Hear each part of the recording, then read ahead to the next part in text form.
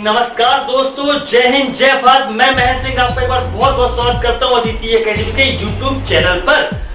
जैसे कि हमारा जो सब्जेक्ट चला था मध्य प्रदेश, हमने इससे पहले के वीडियो में बात की थी। मध्य प्रदेश के कई टॉपिकों में हमने बात की है। आज हमारा मध्य प्रदेश का 9वां वीडियो है और आज का जो हमारा टॉपिक है मध्य प्रदेश की मिट्टियां। तो हम चालू करते हैं मध्य प्रदेश की मिट्टियों के बारे में। मिट्टियां हमें जानना है मध्य प्रदेश की मिट्टियों के बारे में। पहले नंबर तो ये जानिए कि मिट्टी होती क्या है, इसका यूजेस क्या है और ये मिट्टी का निर्माण होता कैसे है। आप एक चीज समझिए, जो ये धरातल है, मान लीजिए ये धरातल का हिस्सा है, ठीक है, और धरातल के जो ऊपरी हिस्सा, धरातल का जो ऊपरी हिस्सा है, इसे हम कैसे बोलेंगे?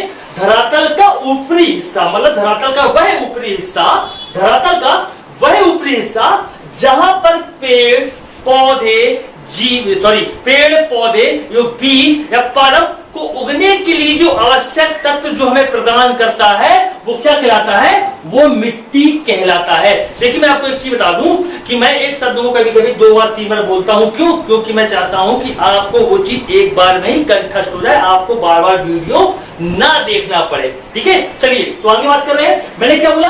धरातल की वह ऊपरी सतह, धरातल की वह ऊपरी सतह जिसपे पेड़ बीज पादप कुछ उगने के लिए आवश्यक तत्व प्रदान करता है, वह क्या कहलाता है? वह मिट्टी कहलाता है। अब मिट्टी का निर्माण कैसे होता है? तो मिट्टी का निर्माण कैसे होता है इसके लिए आप जानिए, चट्टान, चट्टान प्लस जीवाश्म, चट्टान और जीवाश्म के मिश्रण से, चट्टान और जीवाश्म के मिश्रण से मिट्टियों का निर्माण होता है। अब हम बात करते हैं मध्य प्रदेश की मिट्टियों के बारे में। यह मिट्टी के बारे में जानते हैं कि मिट्टियां जो है हमारे मध्य प्रदेश में कितने टाइप की मिट्टियां पाई जाती है। देखिए क्या है, हमारे मध्य प्रदेश में 5 भागों में मिट्टियों को बांटा गया है। मध्य प्रदेश में 5 टाइप की मिट्टियां पाई जाती है। जो विभाजन देखते हैं, अगर यहाँ पे मिट्टियों की विभाजन की हम बात करेंगे तो 5 टाइप की मिट्टियां मध्य प्रदेश से मिलती है। ये हम मध्य प्रदेश की बात कर रहे हैं। अगर आपसे यहीं पे अगर इंडिया की बात करते, भारत की बात करते हमारे, कि भारत में मुख्यतः कितने टाइप की मिट्टियां पाई जाती हैं, तो संपूर्ण भारत में 8 टाइप की, है ना, 8 भागों में मिट्टी को बांटा गया है। कहा? ये भारत की बात कर रहे हैं, लेकिन वे मध्य प्रदेश पढ़ रहे हैं तो हम मध्य प्रदेश की बात करेंगे।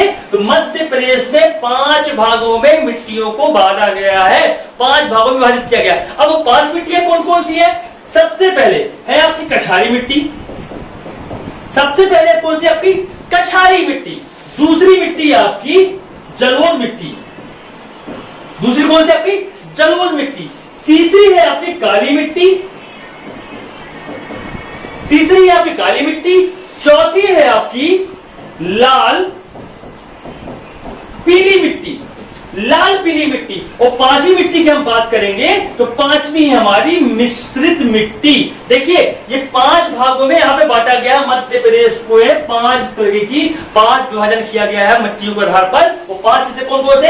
पहला कछारी, दूसरा आपका जलोढ़, तीसरा आपका काली मिट्टी, चौथा लाल पीली मिट्टी और 5वां आपका मिश्रित मिट्टी की बात कर रहे हैं। हमने आपसे बोला कि भारत में मुख्यतः 8 टाइप की मिट्टी मिलती है। जो 8 टाइप की मिट्टी यहाँ पे है, आप देखिए जो यहाँ पे हमारे मध्य प्रदेश में लाल पीली मिट्टी मिल रही है। भारत की मिट्टियों की बात करोगे तो वहां पर लाल शब्द आपको मिलेगा, लाल मिट्टी, लेकिन वहां भारत में आपको पीली शब्द नहीं मिलेगा। ठीक है, तो आपको यहाँ कंफ्यूज बिल्कुल नहीं होना है। और ऐसा ही कछारी जो आपको मिट्टी मिलती है मध्य प्रदेश में, हमारे कछारी जो मिट्टी हमारे मध्य प्रदेश से मिलती है, आपको ऐसे स्पेसिस कहा जाए तो मध्य पूरे भारत में ये कछारी शब्द आपको नहीं मिलेगा। क्यों नहीं मिलेगा? इसका रीजन ये है क्योंकि जो जलोढ़ मिट्टी होती है, जो ये जलोढ़ मिट्टी होती है, ये इसी का ही रूप होती है। क्या? कछारी। ये इसी का ही रूप क्या होती है? कछारी। एक्चुअल में क्या होता है, जो जलोढ़ मिट्टी का अगर विभाजन हम पढ़ते हैं, अगर हम जलोढ़ मिट्टी का विभाजन पढ़ेंगे, अगर हम जलोढ़ मिट्टी का विभाजन पढ़ेंगे भारत पे, अगर इसका पढ़ते हैं तो इस मिट्टी को हम 2 नाम से जानते हैं। एक होती है खादर, एक होती है खादर मिट्टी और दूसरी होती है बांगर। एक होती है खादर और एक होती है बांगर। जो जलोढ़ मिट्टी होती है, जलोढ़ मिट्टी, इसको विभाजन के आधार पर हम बोलते हैं 2 भागों में, एक खादर बोलते हैं, एक बांगर बोलते हैं। जो नवीनता होती है, जो नवीनता मिट्टी होती है जलोढ़ की, उसे हम खादर बोलते हैं। और यही मिट्टी अगर पुरानी हो जाती है तो इसे क्या बोलते हैं? हम बांगर बोलते हैं। अब देखिए मैंने आपसे बोला जलोढ़ का हिस्सा क्या? कछारी। इसी कछारी को देखिए अब कैसे ये बांगर बन जाती है और कैसे ये खादर बन जाती है और कैसे जलोढ़ बांगर बन जाती है। मैं यहाँ पर अब आपके सामने मध्य प्रदेश का मैप बनाऊंगा और उस मैप में इन मिट्टियों को हम डिटेल से पढ़ने की कोशिश करेंगे पूरी तरीके से, ठीक है। इसको मैं मिटा रहा हूं अभी। अपन बात करते हैं पहले कछारी मिट्टी के बारे में। कछारी मिट्टी देखिए, जो हमारे मध्य प्रदेश का मैप है,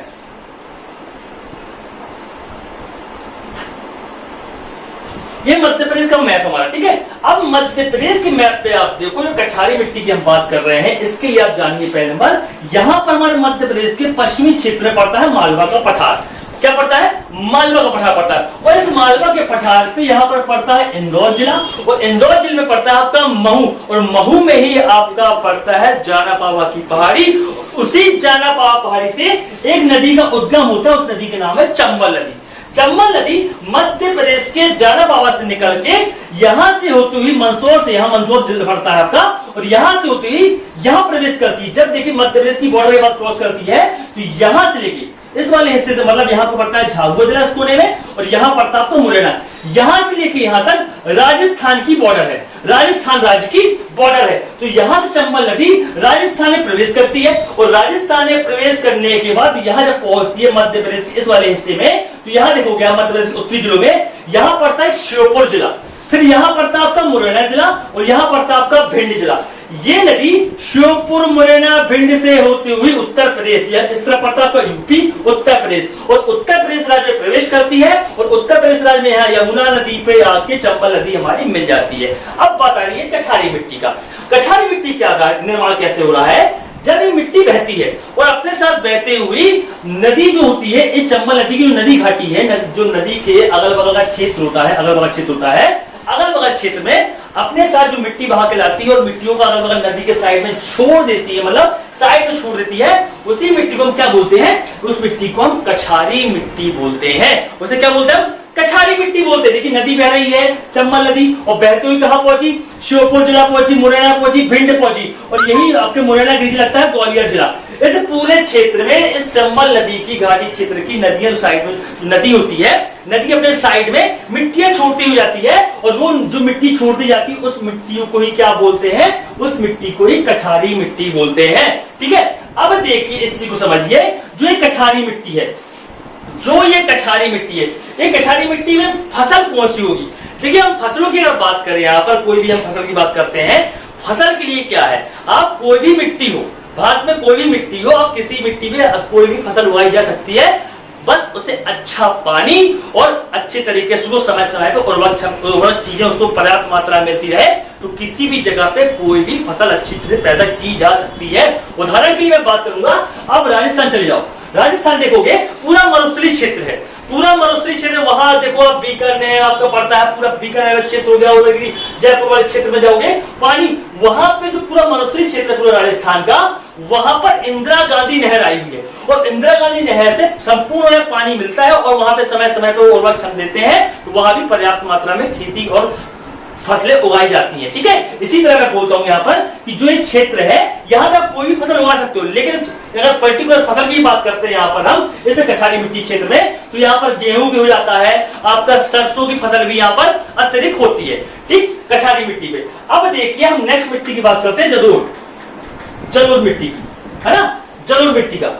अब देखिए आप इसी चंबल नदी से निकलते पहुंचती है आपके श्योपुर, मुरैना, भिंड से होती हुई जो ये क्षेत्र है, जो मैंने आपको बताया भी कछारी मिट्टी के बारे में, अपने साथ बहा के लाई, मिट्टी बहा के लाई, साइड में छोड़ दी। अब साइड में मिट्टी छोड़ दी, मतलब वो नई मिट्टी थी, तो नई मिट्टी मैंने क्या बोला, जो इसका ही विभाजन देखिए, दो हिस्सों में तोड़ा था मैंने, दो हिस्से में तोड़ा था, इसका ही विभाजन, मतलब जो नई मिट्टी होगी वो क्या कहलाएगी? वो खादर कहलाएगी। तो कछारी क्या बन गई?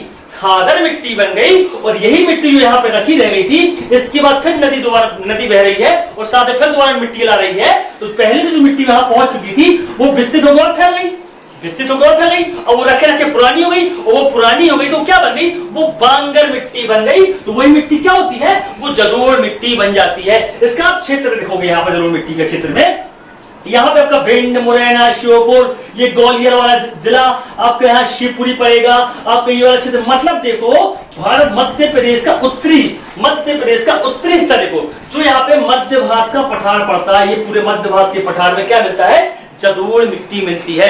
हम अगर मध्य प्रदेश की मिट्टियों की बात करते हैं, अगर मध्य प्रदेश में 100% मिट्टी क्षेत्र है और मिट्टी क्षेत्र में इसका कितना हिस्सा है, तो इसका हिस्सा भैया 3%। जलोढ़ मिट्टी का हिस्सा कितना? 3%। पूरे मध्य प्रदेश में 3% पे क्या मिलती है? जलोढ़ मिट्टी मिलती है। और जलोढ़ मिट्टी तो भैया सबसे उपजाऊ मिट्टी मानी जाती है, होती है। सबसे उपजाऊ मिट्टी किसे बोलते हैं? हम जलोढ़ मिट्टी को बोलते हैं। और इसकी प्रकृति उदासीन होती है, ठीक है। अब इसमें क्षेत्र की बात करोगे, फसलों की बात करोगे, तो फसल देखो, मैंने आपको बताया सरसों वाला क्षेत्र तो यहाँ पे होता ही है, और साथ में इसी क्षेत्र में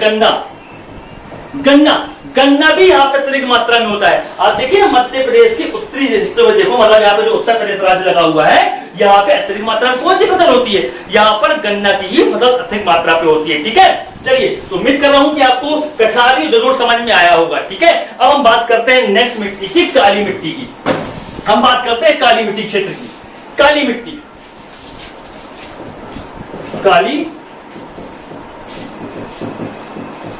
की हम बात करते हैं। अब देखिए, पहले बात हम जाने काली मिट्टी हमारे मध्य प्रदेश के किस क्षेत्र में मिलती है। मध्य प्रदेश के किस क्षेत्र में मिलती है? हम फिर से एक बार डायग्राम बनाएंगे मध्य प्रदेश का। अब देखिए, मध्य प्रदेश का जो पश्चिमी क्षेत्र है, मध्य प्रदेश का जो पश्चिमी क्षेत्र है, मतलब ये मालवा का पठार, जो ये मालवा का पठार वाला क्षेत्र है पूरा, ये इसके नीचे देखोगे नर्मदा घाटी क्षेत्र, और यहां देखोगे तो सतपुड़ा श्रेणी पड़ती है। ऐसे मध्य प्रदेश के पूरे पश्चिमी क्षेत्र में कौन सी मिट्टी मिलती है? काली मिट्टी मिलती है। और ये काली मिट्टी की बात करोगे इस मध्य प्रदेश, आप देखो तो पश्चिम क्षेत्र में, जैसे हमने जलोढ़ मिट्टी की बात की थी, मध्य प्रदेश के 100% मिट्टी में 3% हिस्सा उसका था, ऐसे ही काली मिट्टी की बात करोगे तो पूरे संपूर्ण मध्य प्रदेश में 47% पे, मतलब 47% पे अत्यधिक मात्रा में काली मिट्टी मिलती है। तो मध्य प्रदेश में सबसे ज्यादा कौन सी मिट्टी मिलती है? काली मिट्टी मिलती है। इसे आपको याद रखना है, आपके एग्जाम में क्वेश्चन पूछा जा चुका है। अच्छा, इस काली मिट्टी को कई नाम से जाना जाता है। इस काली मिट्टी को कई नाम से जाता है। सबसे पहले आप देखो, यहां पर सबसे पहला रेगड़ मिट्टी। इसी काली मिट्टी को क्या बोलते हैं? रेगड़ मिट्टी बोलते हैं। ये व्यापम के द्वारा कईयों बार पूछा गया क्वेश्चन है कि रेगड़ किस मिट्टी को बोला जाता है, तो आपको पता होना चाहिए कि ये काली मिट्टी को बोला जाता है। दूसरे नंबर पर हम बात करते हैं इसी मिट्टी की। अगर हम अंतरराष्ट्रीय विभाजन की बात करें, मिट्टियों को लेकर अंतरराष्ट्रीय विभाजन की बात करते हैं, तो यहां पर अंतरराष्ट्रीय लेवल पे काली मिट्टी को एक नए नाम से जाना जाता है,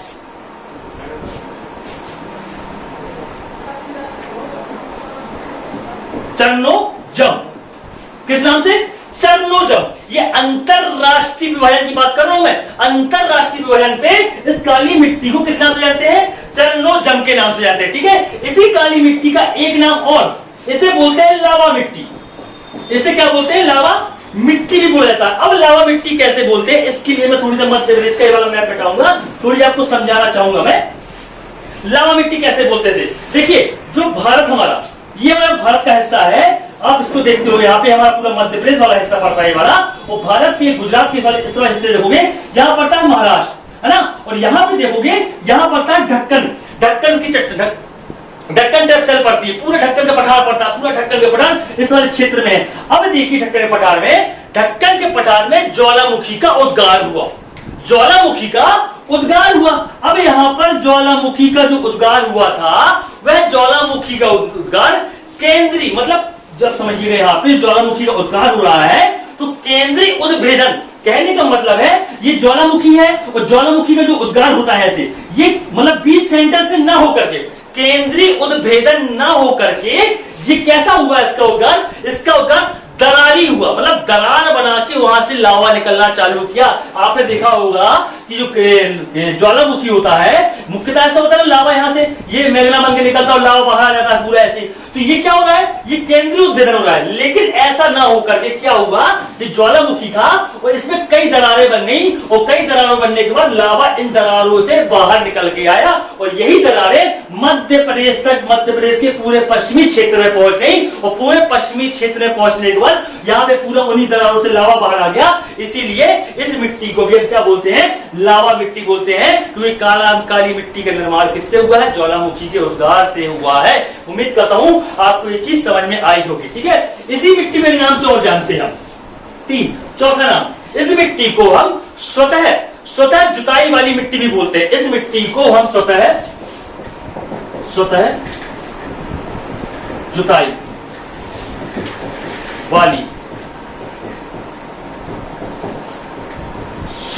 वाली मिट्टी बोलते हैं। अब स्वतः जुताई वाली मिट्टी क्यों बोलते हैं काली मिट्टी को, उसका रीजन देखिए क्या होता है। जब कोई खेत को अपन जानते हैं, जब खेती की जाती है तो क्या करते हैं, जब खेत जुतता है तो उसमें क्या होता है, जो ऊपर की मिट्टी होती है वो नीचे हो जाती है और नीचे की मिट्टी ऊपर आ जाती है। ऊपर की मिट्टी नीचे चली जाती है और नीचे की मिट्टी ऊपर आ जाती है। क्यों? क्योंकि जो नीचे की मिट्टी होती है उसको पर्याप्त मात्रा हवा पानी मिल जाए। मगर आप देखोगे यहाँ पर जो ये काली मिट्टी होती है, काली मिट्टी में जब यहाँ पर संकुचन होता है, मतलब पानी जब कमी हो जाती है काली मिट्टी पर, तो ये काली मिट्टी में क्या होता है, इसमें लंबी लंबी दरारें बन जाती हैं। काली मिट्टी में दरारें बन जाती हैं। अब इसमें दरारें बन जाती हैं तो दरार बनने से क्या होता है, उसको पर्याप्त मात्रा हवा पानी मिल जाती है, इसीलिए इस मिट्टी को स्वतः जुताई वाली भी मिट्टी बोला जाता है। अच्छा, काली मिट्टी की बात करोगे तो काली मिट्टी में सर्वाधिक पानी को अवशोषित करने की, मतलब सबसे ज्यादा नमी किस मिट्टी में होती है, सबसे ज्यादा नमी काली मिट्टी पर होती है। सबसे ज्यादा नमी किसमें होती है, काली मिट्टी में होती है। मैंने आपको क्षेत्र बताया था, अभी मध्य प्रदेश से फिर से एक बार बता देता हूं मैं। ये देखिए मध्य प्रदेश है ना। अब मध्य प्रदेश है मालवा वाले क्षेत्र में, ये वाले मालवा वाला क्षेत्र है। यहीं पे आपका इसके नीचे क्या है, नर्मदा सोन घाटी है, नर्मदा घाटी क्षेत्र सॉरी, और यहाँ आपकी सतपुड़ा श्रेणी क्या है, सतपुड़ा श्रेणी। अब यहाँ देखिए काली मिट्टी की बात कर रहे हैं तो काली मिट्टी की बात करो, काली मिट्टी को भी 3 भागों में तोड़ा गया है। काली मिट्टी को भी 3 भागों में तोड़ा गया है। सबसे पहले साधारण काली मिट्टी, दूसरे नंबर पर गहरी काली मिट्टी, और तीसरे नंबर पर बात करते हैं हम तो छिछली काली मिट्टी है ना। अब देखिए इनका क्षेत्र कहां पे है। ये जो साधारण काली मिट्टी है, ये पूरे मालवा वाले क्षेत्र में क्या मिलती है, साधारण काली मिट्टी मिलती है पूरे मालवा वाले क्षेत्र में। ये साधारण मिट्टी कहां मिल रही है, मालवा वाले क्षेत्र में मिल रही है। और परसेंटेज की अगर पूछ ले आपसे तो 37% पर ये साधारण काली मिट्टी मिलती है मालवा वाले क्षेत्र में। उसके बाद देखो उसके नीचे क्या है, नर्मदा घाटी क्षेत्र है। इस नर्मदा घाटी क्षेत्र में गहरी काली मिट्टी मिलती है। क्या मिलती है, गहरी काली मिट्टी मिलती है इस वाले क्षेत्र में। और यहां देखेंगे इस नर्मदा क्षेत्र में तो 3.5% पे गहरी काली मिट्टी मिलती है। 3.5% पे गहरी काली मिट्टी मिलती है। ठीक है, और इसके नीचे आप देखते हो यहाँ पर तो उसके नीचे सतपुड़ा वाला क्षेत्र है, यहाँ पर मिलती है क्या, छिछली काली मिट्टी मिलती है। ये मिलती है 7.1% पे, 7.1% पर छिछली काली मिट्टी मिलती है इस क्षेत्र। मतलब आप देखो यहाँ पर मध्य प्रदेश के पश्चिमी क्षेत्र में पूरे काली मिट्टी का क्षेत्र है। और इस चीज को आपको याद रखना है, ये काली मिट्टी के क्षेत्र में सबसे अच्छी कोई फसल होती है तो कपास की फसल सर्वाधिक मात्रा में यहाँ पे होती है। और इसीलिए इस मिट्टी को कपासी मिट्टी के नाम से भी जाना जाता है। देखिए अब में कितने नाम हो गए यहाँ पे काली मिट्टी के, रेंगर हो गया, चेनोजम हो गया, लावा मिट्टी हो गया, स्वतः जुताई वाली मिट्टी हो गया, एक नाम और यहाँ पे ऐड हो गया आपका कपासी मिट्टी। तो कपासी मिट्टी कैसे बोला जाता है, ये काली मिट्टी को बोला जाता है। इस चीज को आपको याद रखना है। ठीक है, चलिए आगे बढ़ते हैं। हम इसको मैं मिटा रहा हूं। अगर आपको कुछ भी चीज समझ में नहीं आ रही है तो प्लीज आप कमेंट्स बॉक्स में मुझे बता सकते हैं और क्वेश्चन कर सकते हैं। ठीक है, उसको फिर सॉल्व किया जाएगा उसके बारे में। अब बात करते हैं नेक्स्ट मिट्टी की। नेक्स्ट मिट्टी हमारी लाल पीली मिट्टी की बात करते हैं। लाल पीली, देखो लाल पीली मिट्टी क्या, लाल पीली मिट्टी देखिए यहां पर जो लाल मिट्टी और पीली मिट्टी यहां लिखा गया है। लाल मिट्टी की बात करेंगे तो इसमें क्या होता है, जो लोहा, इसमें क्या है, इसमें अधिकता किस चीज की होती है, इसमें लोहे की अधिकता होती है। और लोहे क्या करता है, इसका लोहे का ऑक्सीकरण हो जाता है, लोहे का ऑक्सीकरण हो जाता है, जिसके वजह से इस लोहे के कलर, लोहे का जो होता है इसके ऑक्सीकरण से इसका कलर लाल हो जाता है। ठीक है, अब ये पीले कलर की हम बात करते हैं तो पीला देखो आप, फेरिक, फेरिक, है ना, फेरिक जो ऑक्साइड होता है, फेरिक ऑक्साइड में जब फेरिक ऑक्साइड क्या बोलते हैं, यहां पे जब का जल का अपघटन हो जाता है, जब फेरिक ऑक्साइड का जल से अपघटन हो जाता है, इससे इसका कलर पीला कलर हो जाता है। अब बात करते हैं हम इस लाल पीले कलर की और लाल पीली मिट्टी की, हमारे मध्य प्रदेश किस क्षेत्र में मिल रहा है, तो हम फिर से मैप बनाते हैं मध्य प्रदेश का। देखिए मध्य प्रदेश के, अब मध्य प्रदेश का पूरा पूर्वी हिस्सा देखोगे आप, ये पूरी हिस्सा देखोगे, इस पूर्वी हिस्से में ये लाल पीली मिट्टी मिलती है। क्या मिलती है? इस पूर्वी हिस्से में लाल पीली मिट्टी मिलती है। अब ये बघेलखंड वाले हिस्से में क्या मिल रही है हमको? लाल पीली मिट्टी मिल रही है। और इस लाल पीली मिट्टी को देखो तो पूरे संपूर्ण मध्य प्रदेश में, जैसे हमने काली मिट्टी की बात की थी, पूरे संपूर्ण मध्य प्रदेश में 47% पे काली मिट्टी मिल रही थी, फर्स्ट नंबर पे थी। और सेकंड नंबर पे हम बात करेंगे तो लाल पीली मिट्टी है सेकंड नंबर पे संपूर्ण मध्य प्रदेश में 37% पे। कितनी? 37% पे लाल पीली मिट्टी मिलती है। और मध्य प्रदेश के पूर्वी हिस्से में, है ना, और पश्चिमी हिस्से में क्या मिली थी? काली मिट्टी मिली थी। अब यहां पे आप देखो, इस क्षेत्र में देखो जो लाल पीली मिट्टी होती है, इसमें बोलते हैं सर्वाधिक मात्रा में अच्छी फसल कौन सी होती है? चावल होती है। लेकिन मैं आपको बता दूं, यहां पर मैंने आपको इससे पहले की वीडियो बताया था कि जो एक पूर्वी क्षेत्र है, यहां पर औसतम वर्षा 140 सेंटीमीटर होती है। कितनी? औसतम वर्षा 140 सेंटीमीटर इस क्षेत्र में होती है। और धान की खेती के लिए मैक्सिमम वर्षा कितनी चाहिए? 140 सेंटीमीटर ही चाहिए। इसीलिए इस क्षेत्र में अधिक क्या होता है? चावल की खेती की जाती है। चावल का क्षेत्र, चावल की फसल किसमें सबसे अच्छी होती है? लाल पीली मिट्टी। मैं आपसे फिर बोल रहा हूं कि कोई भी मिट्टी हो, मिट्टी पे अपन कोई भी अच्छी फसल पैदा की जा सकती है, बस उसे अच्छा पानी और समय समय पर उसे पर्याप्त मात्रा में उर्वरक क्षमता उसे देती जा रहे तो वहां पे अच्छी फसल होती रहेगी। अच्छा एक चीज मैं आपको बता दूं, जो हमारे मध्य प्रदेश से मिट्टियां मिल रही हैं और पूरे भारत में जितनी मिट्टियां मिल रही हैं, इन पूरी मिट्टियों में 3 तत्वों की मुख्यतः कमी होती है। पहले नंबर पे आप देखो नाइट्रोजन, नाइट्रोजन की कमी होती है। दूसरे नंबर पे आप देखो फास्फोरस, दूसरे नंबर पे देखो फास्फोरस। और तीसरे नंबर पे आप देखोगे तो ह्यूमस, या फिर इसी ह्यूमस को क्या बोलते हैं? कार्बनिक पदार्थ बोला जाता है। इसी को क्या बोलते हैं? कार्बनिक पदार्थ बोला जाता है। आप देखिए नाइट्रोजन, फास्फोरस और ह्यूमस, इनकी मुख्यतः कमी होती है हमारे जो मुख्यतः मिट्टी मध्य प्रदेश और भारत में पाई जाती है। ठीक है। और यहां पे देखिए आप देखते हैं ना कि जब खेती की होती है, पानी दिया जाता है खेतों में, जब मिट्टी में पानी दिया जाता है तो उसमें यूरिया डालते हैं। यूरिया क्यों डालते हैं? नाइट्रोजन की पूर्ति के लिए ना, नाइट्रोजन के लिए। चलिए अब बात करते हैं लाल पीली मिट्टी की। आपको हम बता रहे थे, यहां पे हमने लाल पीली मिट्टी के क्षेत्र के बारे में आपसे बात की, डिस्कशन किया। ये जो मध्य प्रदेश का पूर्वी हिस्सा है, यहां पे क्या मिल रही है? लाल पीली मिट्टी मिल रही है। यहां पर लाल पीली मिट्टी मिल रही है। और यहां पे खेती कौन सी हो रही है आपकी? अच्छी। यहां पे चावल की खेती अच्छी हो रही है। ठीक है, इस क्षेत्र में। अब इसके बाद बात करते हैं हम मिश्रित मिट्टी की। इसके बाद हम बात करते हैं मिश्रित मिट्टी की। मिश्रित मिट्टी, देखिए यहां पे कौन सी मिट्टी मिल रही है? लाल पीली मिट्टी मिल रही है। यहां पे कौन सी मिट्टी मिल रही थी इस क्षेत्र में? यहां पर हमको काली मिट्टी मिल रही थी। और इस क्षेत्र में कौन सी मिल रही थी? यहां पे जलोढ़ मिट्टी मिल रही थी। अब देखिए जो ये वाला हिस्सा बचा, ये हिस्सा जो बचा यहां का, यहां पड़ता है बुंदेलखंड। क्या पड़ता है यहां पर? बुंदेलखंड पड़ता है। इस बुंदेलखंड में लाल पीली मिट्टी और काली मिट्टी के मिश्रण मिलता है। इस क्षेत्र में लाल पीली मिट्टी और काली मिट्टी जिस क्षेत्र में आके मिलती है, जहां मिट्टियों का मिश्रण होता है, उस मिट्टी को क्या बोलते हैं? उस मिट्टी को मिश्रित मिट्टी कहते हैं। लाल पीली और काली मिट्टी के मिश्रण को मिश्रित मिट्टी कहा जाता है। देखिए जो ये मिश्रित मिट्टी होती है, ये कम उपजाऊ होती है। जैसे मैंने आपसे बताया था शुरुआत में ही कि सबसे अधिक उपजाऊ मिट्टी अगर कोई होती है तो वो आपकी जलोढ़ मिट्टी होती है। ऐसे ही अगर सबसे कम उपजाऊ मिट्टी की हम बात करते हैं तो यहां पर मिश्रित मिट्टी सबसे कम उपजाऊ मिट्टी होती है। सबसे कम उपजाऊ मिट्टी कौन सी होती है? यहां पर यहां की मिश्रित मिट्टी होती है। और किस क्षेत्र में मिलती है? बुंदेलखंड वाले क्षेत्र में मिलती है। एक चीज बताऊं कि अगर आप यहां पे देखो, अगर आपसे कोई क्वेश्चन करता है एमपीपीएससी मेंस में कि बुंदेलखंड के विकास ना होने का या पीछे होने का एक कारण आप मिश्रित मिट्टी भी ले सकते हो। क्यों? क्योंकि यहाँ पर अगर मिट्टी अच्छी उपजाऊ नहीं है तो खेती भी यहाँ पर अधिक नहीं हो पाती है। ठीक है, उम्मीद कर रहा हूं कि आपको ये मिट्टियां सारी चीज समझ में आई होगी। इसी से एक टॉपिक लगा हुआ है आपका मिट्टी से संबंधित कि मृदा अपवर्धन। आपने सुना होगा मृदा अपवर्धन। क्या होती है मृदा अपवर्धन? आइए थोड़ी उसके विषय में भी जान लेते हैं। मृदा अपवर्धन के बारे में थोड़ी सी जान लेते हैं।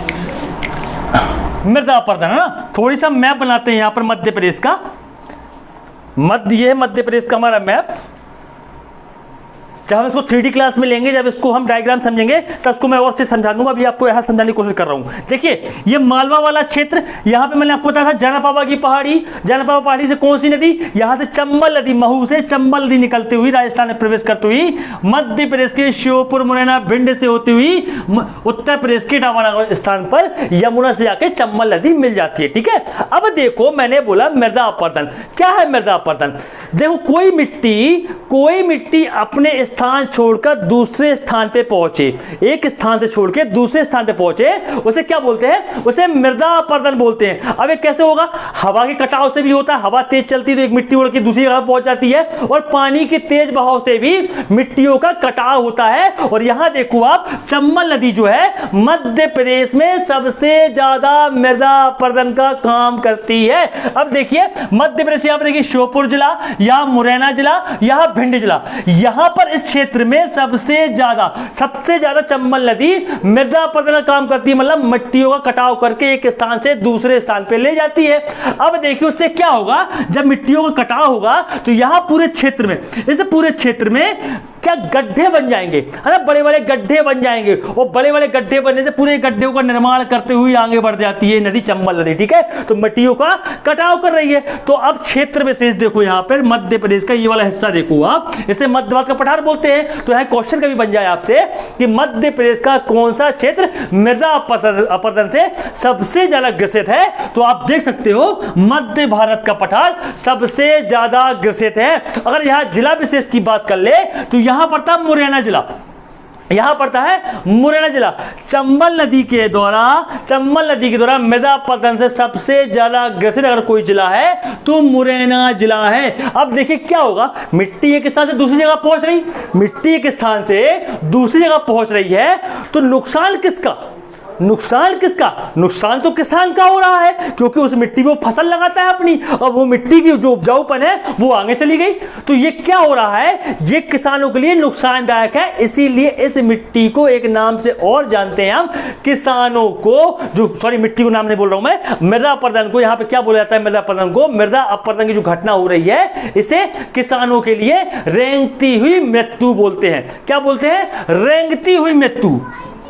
क्या बोलता है? रेंगती हुई मृत्यु किसानों के लिए। क्या? ये मृदा अपवर्धन जो हो रहा है। अब वर्तमान समय पे आप देखो तो मध्य प्रदेश के एक क्षेत्र में और ये घटना हो रही है। वर्तमान मध्य प्रदेश में देखोगे आप अभी, तो ये जो मृदा अपवर्धन की घटना हमारे मध्य प्रदेश में, वो मध्य प्रदेश के उत्तरी भाग में हो रही है। यही घटना मध्य प्रदेश में एक नई समस्या उभर के आई है। आप जानते हो बैतूल पड़ता है, बैतूल जिले के मुल्ताई गांव से एक नदी निकलती है, उसका नाम है ताप्ती नदी। कौन सी नदी? ताप्ती नदी। अब ताप्ती नदी जो निकल रही है, और इसी बैतूल जिले में यहां एक पठार पड़ता है भैंसा देही का पठार पड़ता है। इस भैंसा देही के पठार भी हमारा ये मध्य प्रदेश में एक नवीन समस्या बन के आई है मृदा अपवर्धन के लिए। तो इसे भी आपको याद रखना है। जिस तरीके से हमारा ये वाला क्षेत्र मृदा अपवर्धन से ग्रसित हो रहा है, ऐसे ही भैंसा देही का पठार भी, ताप्ती नदी भी क्या कर रही है? मृदा अपवर्धन कर रही है। ये नई समस्या मध्य प्रदेश के लिए बन के आई है। ठीक है, उम्मीद कर रहा हूं आपको ये सब चीजें समझ में आ रही होगी। मृदा अपवर्धन। अब एमपीपीएससी प्री 2017 में क्वेश्चन आया था कि चंबल नदी के द्वारा जो ये मृदा अपवर्धन होता है, चंबल नदी के द्वारा मृदा अपवर्धन जो होता है, इसे किस नाम से जाना जाता है? एमपीपीएससी 2017 प्री में पूछा गया क्वेश्चन था कि चंबल नदी के द्वारा जो मृदा अपवर्धन हो रही है, इसे किस नाम से जाना जाता है? तो मैं आपको बताऊं, उसे बोलते हैं अवनालिका अपवर्धन। अवनालिका अपवर्धन बोलते हैं। लेकिन वहां पे एग्जाम हॉल पे आपके वहां पर अवनालिका लिखा नहीं आया था। वहां पे ऑप्शन में अवनालिका नहीं लिखा था, वहां पे लिखा था गली।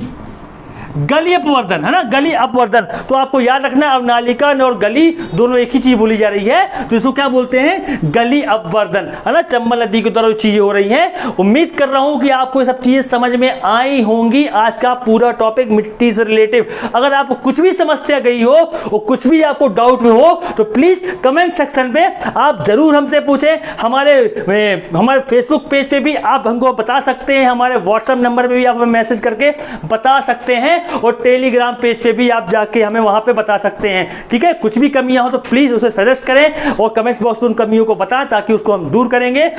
और आप हमारे चैनल को जरा सब्सक्राइब करें, लाइक करें, जरा शेयर करें।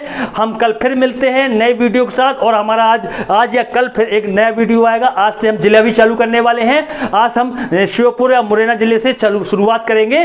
तो थैंक यू सो मच। जय हिंद, जय भारत।